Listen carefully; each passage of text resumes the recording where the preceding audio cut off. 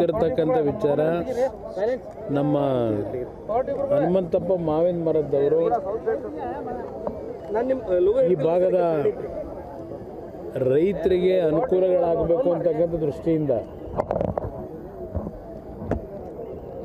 ಸಹಕಾರಿ ಕ್ಷೇತ್ರದಲ್ಲಿ ಅವರೇನು ಇವತ್ತು ಒಂದು ಉತ್ತಮವಾದಂಥ ಒಂದು ರೈತರಿಗೆ ಉಪಯುಕ್ತ ಆಗ್ತಕ್ಕಂಥ ಒಂದು ಮಳಿಗೆಗಳನ್ನು, ಖರೀದಿ ಕೇಂದ್ರಗಳನ್ನು ಪ್ರಾರಂಭ ಮಾಡ್ತಕ್ಕಂಥದ್ದೇನಿದೆ, ಒಂದು ವಿಶೇಷವಾಗಿ ರಾಜ್ಯದಲ್ಲಿ ಪ್ರಥಮ ಬಾರಿಗೆ ಒಂದು ಸೊಸೈಟಿಯನ್ನು ಮಾಡ್ಕೊಳ್ಳೋದ್ರ ಮುಖಾಂತರ ರೈತರು ಅದರಲ್ಲಿ ಪಾಲ್ಗೊಂಡು ಬಳಕೆ ಮಾಡ್ಕೊಳ್ತಕ್ಕಂಥದ್ದಕ್ಕೆ ಒಂದು ಉತ್ತಮವಾದಂಥ ಕಾರ್ಯಕ್ರಮ ಇಟ್ಕೊಂಡಿದ್ದಾರೆ. ಆ ಹಿನ್ನೆಲೆಯಲ್ಲಿ ಇವತ್ತು ನಾನು ಗುಳೇದಗುಡ್ಡಕ್ಕೆ ಭೇಟಿ ಕೊಡ್ತಾ ಇದ್ದೇನೆ. ಆ ಕಾರ್ಯಕ್ರಮದಲ್ಲಿ ಭಾಗವಹಿಸಿ ಈ ಭಾಗದಲ್ಲಿ ನೇಕಾರರು ದೊಡ್ಡ ಸಂಖ್ಯೆಯಲ್ಲಿದ್ದಾರೆ. ಅವರ ಒಂದು ಕಷ್ಟಗಳೇನು ಅಂತಕ್ಕಂಥದ್ದು ಬಹುಶಃ ನಮ್ಮ ಹನುಮಂತಪ್ಪನವರು ಮೊದಲಿಂದಲೂ ಗಮನಿಸ್ಕೊಂಡು ಬಂದಿದ್ದಾರೆ. ಅವರ ಕಷ್ಟಗಳಲ್ಲಿ ಭಾಗಿಯಾಗಿದ್ದಾರೆ. ಹಲವಾರು ಸಂದರ್ಭದಲ್ಲಿ ಅವ್ರ ಪರವಾಗಿ ಧ್ವನಿನೂ ಎತ್ತಿರ್ತಕ್ಕಂಥದ್ದೇನಿದೆ. ಇವತ್ತು ಆ ಹಿನ್ನೆಲೆಯಲ್ಲಿ ಇವತ್ತು ಗುಳೇದಗುಡ್ಡಕ್ಕೆ ನಾನು ಈ ಕಾರ್ಯಕ್ರಮದಲ್ಲಿ ಭಾಗವಹಿಸ್ತಾ ಇದ್ದೇನೆ. ಸರ್, ಈಗ ಈ RSS ಬಗ್ಗೆ ಸಾಕಷ್ಟು ಚರ್ಚೆ ಆಗ್ತದೆ, ಅದ್ರ ಬಗ್ಗೆ ನೀವೇನು ಹೇಳಬೇಕು? ಈ ಸರ್ಕಾರಕ್ಕೆ ಜನಗಳ ಸಮಸ್ಯೆಗಳ ಬಗ್ಗೆ ಚಿಂತೆ ಇಲ್ಲ. ನಿನ್ನೆ ದಿನ ನಮ್ಮ ಮುಖ್ಯಮಂತ್ರಿಗಳ ಭಾಷಣ ನೋಡಿದೆ. ಇದೆಲ್ಲಿ ನಮ್ಮ ಇವನ ಹತ್ರ ಇವತ್ತು ನ್ಯೂಸ್ ಪೇಪರ್ ತಗೊಳ್ಳೋಕ್ಕೆ ಬೆಂಗಳೂರು ಪ್ರಜಾವಾಣಿ ನನ್ನ ಭಾಷಣದಲ್ಲಿ ಹೇಳಿದ್ದಾರೆ, 6ನೇ ತರಗತಿಯಿಂದ ಈ ಆರ್ಟಿಫಿಷಿಯಲ್ ಇಂಟೆಲಿಜೆನ್ಸ್ಗೆ ಕಲಿಸ್ತಕ್ಕಂಥದ್ದಕ್ಕೆ ಒತ್ತು ಕೊಡ್ತಾರಂತೆ. ಆರ್ಟಿಫಿಷಿಯಲ್ ಇಂಟೆಲಿಜೆನ್ಸ್ಗೆ 6ನೇ ತರಗತಿಯಿಂದ. ಇವತ್ತು ನಾನು ಗೃಹ ಸಚಿವರಿಗೆ ಕೇಳಲಿಕ್ಕೆ ಬಯಸ್ತೀನಿ, ನಿಮ್ಮ ಜಿಲ್ಲೆಯಲ್ಲಿ ಇವತ್ತಿನ ಈ ಭಾಗದ ಮಕ್ಕಳ ಒಂದು ಶಿಕ್ಷಣಕ್ಕೆ ಎಷ್ಟು ಮಟ್ಟಿಗೆ ಒತ್ತು ಕೊಟ್ಟಿದ್ದೀರಿ? ಕಲ್ಯಾಣ ಕರ್ನಾಟಕದ ಹೆಸರಿನಲ್ಲಿ ಒಂದು ಅಭಿವೃದ್ಧಿ ನಿಗಮವನ್ನು ಮಾಡ್ಕೊಂಡಿದ್ದೀರಿ. ಆ ಅಭಿವೃದ್ಧಿ ನಿಗಮದಿಂದ ಎಷ್ಟರ ಮಟ್ಟಿಗೆ ಈ ಭಾಗದ ಮಕ್ಕಳ ಒಂದು ಬದುಕಿಗೆ ನಿಮ್ಮ ಕಾರ್ಯಕ್ರಮ ಇದೆ ಅನ್ನೋದಕ್ಕೆ ಇವತ್ತು ಮುಖಪುಟದಲ್ಲೇ ಒಂದು ಪ್ರಮುಖ ಪತ್ರಿಕೆಗಳಲ್ಲಿ ಶಾಲೆಗಳ ಪರಿಸ್ಥಿತಿ ಹೇಗಿದೆ ಅಂತಕ್ಕಂಥದ್ದನ್ನು ಒಂದು ದೊಡ್ಡ ಆರ್ಟಿಕಲ್ಗಳೇ ಇದೆ. ಇಂಥ ಪರಿಸ್ಥಿತಿಯಲ್ಲಿ ಸರ್ಕಾರಿ ಶಾಲೆಗಳನ್ನು ಇವತ್ತು ನೂರಾರು ವರ್ಷಗಳಿಂದ ಈ ರಾಜ್ಯದಲ್ಲಿ, ರಾಷ್ಟ್ರದಲ್ಲಿ, ವಿಶ್ವದಲ್ಲಿ ಆ ಸರ್ಕಾರಿ ಶಾಲೆಗಳಲ್ಲಿ ಓದಿದಂಥವ್ರು 40 ವರ್ಷ 50 ವರ್ಷದಲ್ಲಿ ಅಂಥ ಆ ಶಾಲೆಗಳಲ್ಲಿ ಓದಿದಂಥವರು ಇವತ್ತು ಹಲವಾರು ರೀತಿಯಲ್ಲಿ ದೊಡ್ಡ ಮಟ್ಟದಲ್ಲಿ ಬೆಳೆದಿದ್ದಾರೆ.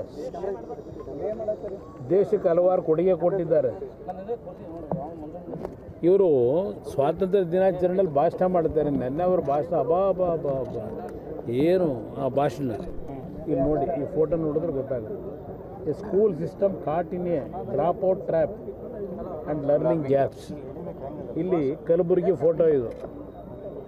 ಈ ಶಾಲೆದ ಪರಿಸ್ಥಿತಿ ಏನಾಗಿದೆ ಅಂತೇಳಿ, ಮಕ್ಕಳು ಎಲ್ಲಿ ಕಲಿತಾ ಇದ್ದಾರೆ ಅಂತೇಳಿ ಒಂದು ಮಾತೆತ್ತಿದರೆ ಅದೇನೋ ಪಬ್ಲಿಕ್ ಶಾಲೆ ಮಾಡಿದ್ದೀವಿ, ಪಬ್ಲಿಕ್ ಶಾಲೆಗೆ ನಾವು ಅದು ಎಷ್ಟೋ ಸಾವಿರ ಕೋಟಿ CSR ಫಂಡ್ ಕೊಡ್ತೀವಿ, CSR ಫಂಡಿಂದ ಕಾಲೇಜುಗಳನ್ನು ಆ ಒಂದು ಪಬ್ಲಿಕ್ ಶಾಲೆಗಳನ್ನ ಇಂಪ್ರೂವ್ ಮಾಡ್ತೀವಿ ಅಂತೇಳಿ ನಾನು ಕಳೆದ 2 ವರ್ಷದಿಂದ ನೋಡ್ತಾನೇ ಇದ್ದೀನಿ.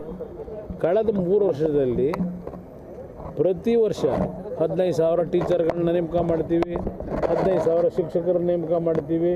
ಈಗಲೂ ಹೊಸದಾಗಿ ಈ ಸರ್ಕಾರದಲ್ಲೂ ಪಾಪ ಮಂತ್ರಿ ಈಗಲೂ ಅದೇ ಹೇಳಿದ್ದಾರೆ, 15,000 ಶಿಕ್ಷಕರನ್ನ ನೇಮಕ ಮಾಡ್ತೀವಿ. ಎಷ್ಟು ವರ್ಷ ಬೇಕು?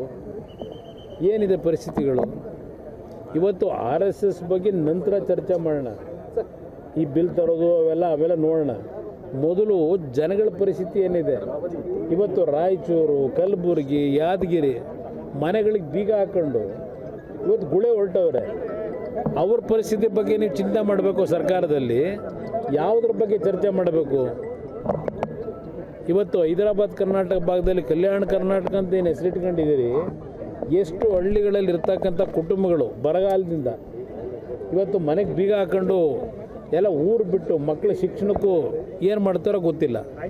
ಇವತ್ತು ಇಂಥ ಪರಿಸ್ಥಿತಿಯಲ್ಲಿ ಇರ್ತಕ್ಕಂಥದ್ದು ಏನೋ ಹೊಸ ಮಂತ್ರಿಮಂಡಲ ಆದಮೇಲೆ ಇದು ಬರಗಾಲ ವೀಕ್ಷಣೆ ಕಳಿಸೋರಂತೆ ಹೋದರು. ಯಾವುದೋ ಒಂದು ಹೊಲದಲ್ಲಿ ನಿಂತ್ಕೊಂಡ್ರು, ಒಂದು ಫೋಟೋ ತೆಗೆಸ್ಕೊಂಡ್ರು, ಪತ್ರಿಕೆಗೆ ಫೋಟೋ ಹಾಕ್ಸ್ಕೊಂಡ್ರು. ಇದು ಬಿಟ್ಟರೆ ಏನು ಮಾಡಿದ್ದೀರಿ? ಇವತ್ತು ನಿಮ್ಮ ಪಕ್ಕದ ಜಿಲ್ಲೆ ಕೊಪ್ಪಳದ ಜಿಲ್ಲಾ ಸಚಿವರು ನೆನ್ನೆ ಭಾಷಣದಲ್ಲಿ ಏನು ಹೇಳೋರೆ? ಒಂದೊಂದು ಜಿಲ್ಲೆಗೆ 500 ಕೋಟಿ ಬೇಕಂತ. ಈಗ ಬರಗಾಲದ ಪರಿಸ್ಥಿತಿಗಳನ್ನ ಸರಿಪಡಿಸ್ಲಿಕ್ಕೆ 500 ಕೋಟಿ ಬೇಕು ಅಂತ ಹೇಳಿ ಆ ಮಂತ್ರಿ ಹೇಳಿಕೆ ಕೊಡ್ತಾರೆ. ನೆನ್ನೆ ದಿನ ಕೊಟ್ಟಿರೋದು ಸ್ವಾತಂತ್ರ್ಯ ದಿನಾಚರಣೆಯಲ್ಲಿ. ಇಲ್ಲಿ ಡಿ ಸಿಗಳ ಅಕೌಂಟಲ್ಲಿ ಎಷ್ಟು ಇಟ್ಟಿದ್ದೀರಿ ದುಡ್ಡನ್ನ? ಒಂದೊಂದು ಜಿಲ್ಲೆ, ಒಂದೊಂದು ತಾಲೂಕು ಕುಡಿಯೋ ನೀರು 1 ಕೋಟಿ ಕೊಡ್ತಾರಂತೆ. ಇವ್ರು ಕೇಳ್ತಾವ್ರೆ ಒಂದೊಂದು ಜಿಲ್ಲೆಗೆ 500 ಕೋಟಿ ಬೇಕು ಅಂತ ಹೇಳಿ, ನಿಮ್ಮ ಬಸವರಾಜ ರಾಯರೆಡ್ಡಿ ಅವರು.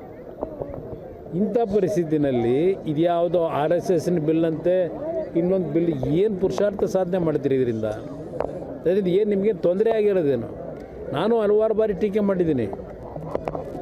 ಇವತ್ತು ನಮಗಿರ್ತಕ್ಕಂಥದ್ದು ರಾಜ್ಯದಲ್ಲಿ ಜನಗಳ ಪರಿಸ್ಥಿತಿ ಏನಿದೆ, ಅದಕ್ಕೆ ನಾವು ಏನು ಕಾರ್ಯಕ್ರಮ ಕೊಡಬೇಕು, ಇದ್ರ ಬಗ್ಗೆ ಚಿಂತನೆ ಮಾಡಬೇಕು. ಇದಕ್ಕೆ ನಿಮ್ಮ ಸಮಯ ವ್ಯರ್ಥ ಮಾಡ್ಕೊಂಡು ತಿರುಗ್ತಿರೋ ಅಂತಕ್ಕಂಥದ್ದು ಕೇಳಿ